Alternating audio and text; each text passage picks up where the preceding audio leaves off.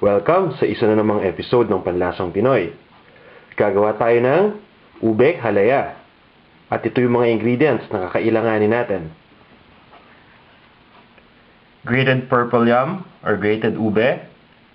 Kung ang gamit ninyo is yung hilaw pang ube, pakuluan nyo lang yon and then i-mash ninyo after.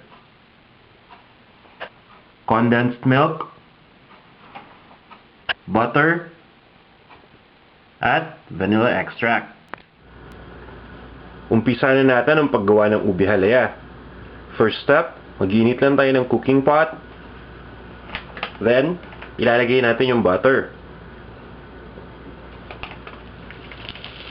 Papabayaan lang natin na mag-melt itong butter. The next, ilalagay naman natin yung condensed milk.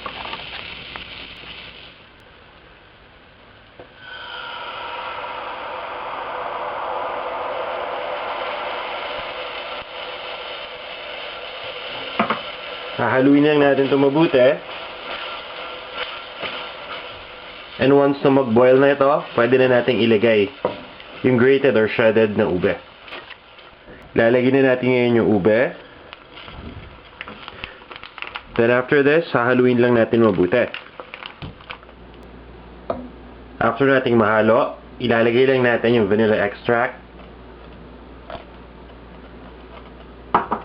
Then, ihalo natin ulit.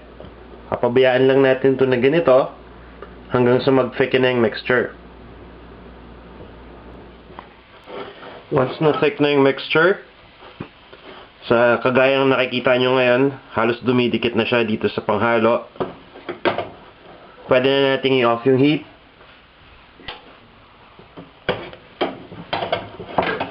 Kunin lang natin yung mga dumidikit sa gilid. Then haluin natin.